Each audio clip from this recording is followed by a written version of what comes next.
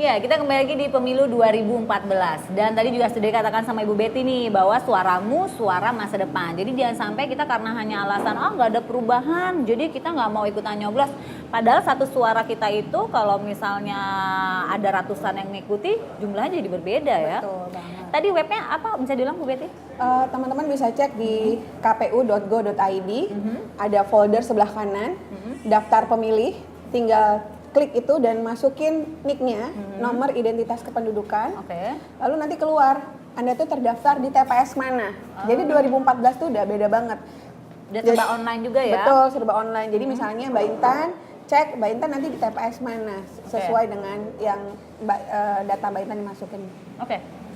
Ini terlepas dari pemilih pemula nih ya, udah emang baru pertama kali nyoblos, kadang-kadang sifatnya mereka kan individual, ya kan, semau gue gitu kan, tapi mereka juga kadang-kadang mau ada pedulinya gitu kan.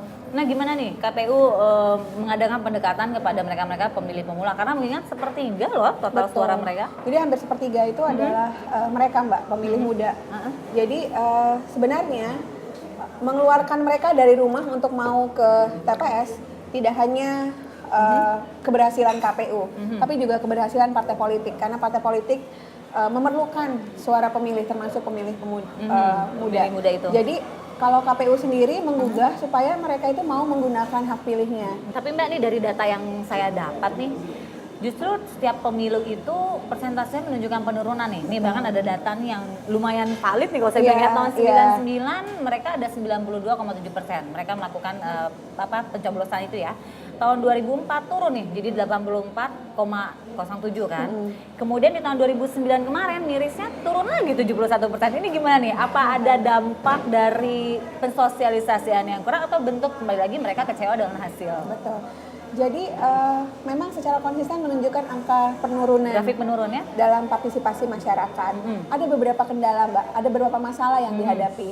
Apakah itu sosial, ekonomi, budaya, politik. Jadi pemilu itu karena sangat erat dengan dunia politik dianggap tidak menyenangkan bagi banyak orang gitu. Ini kayaknya kamu dari tadi pengen ikutan ngobrol ya? Kalau yang kita lihat kan pemilu ini kan bentar lagi bulan April ya kan. Apalagi banyak nih caleg-caleg yang nggak dikenal. Nah tips buat kita para anak muda buat memilih itu caleg kayak gimana enaknya? Mas Nino punya pacar nggak? Gimana nih? Apa hubungannya caleg sama ditanya pacar? Sama kayak Mas Rino nyari pacar gitu. Mas Rino kan pasti nggak ketika ngelihat pamflet, Mas Rino nggak langsung gue nembak yang itu, enggak. Tapi Mas Rino akan lihat bibit, bebet, bobotnya kan. Apakah dia pantas jadi caleg kita? Caleg itu kan wakil Mas Rino yang akan mengaspirasikan suara Mas Rino. Suara, aspirasi, harapan masyarakat Indonesia pada caleg kita. Karena nanti dia menentukan kebijakan 5 tahun yang akan datang. Kalau yang kita lihat nih fenomena yang terjadi di sosial media, kan banyak caleg yang promosi dari sosial media itu kayak gimana tuh tanggapannya? Dari Twitter ya? Dari Twitter, Facebook. Saya sih kalau Twitter itu kan terbatas ya. Kalau Twitter tuh maksudnya follower saya saja yang bisa baca.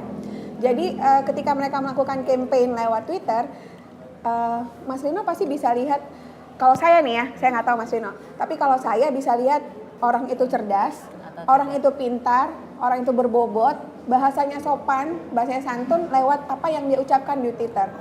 Jadi penilaian itu kan sebenarnya diserahkan ke Mas Rino, ini orang hebat nih, ini orang keren nih, itu dari media-media sosial seperti itu. Tapi sebelumnya mungkin ada satu pertanyaan lagi mengenai caleg tadi. Caleg begitu banyak kan? Untuk mengetahuinya cukup kita dengan melihat visi misi mereka itu Nih, aja. saya mau nunjukin nih Mbak, saya bawa nih surat suara. Ada yang mau ditunjukin. Nah, nanti di DKI Jakarta di setiap TPS akan ada 3 surat suara, 3 ballot paper. Seperti ini. Iya, ini spesimen. Jadi yang kuning itu nanti memilih anggota DPR RI. Jadi DPR RI di Jakarta sendiri nanti ada 3 dapil Mbak. Daerah itu pemilihan. Yang kuning ya. Kalau yang merah? Yang merah itu anggota DPD. Dewan Perwakilan Daerah. Kita punya 35 calon. Sementara yang biru? Dan yang biru untuk DPRD provinsi. Nah, ini kan cukup banyak ya kertasnya, bahkan kalau misalnya dibuka kayak kertas koran tuh gede banget kan.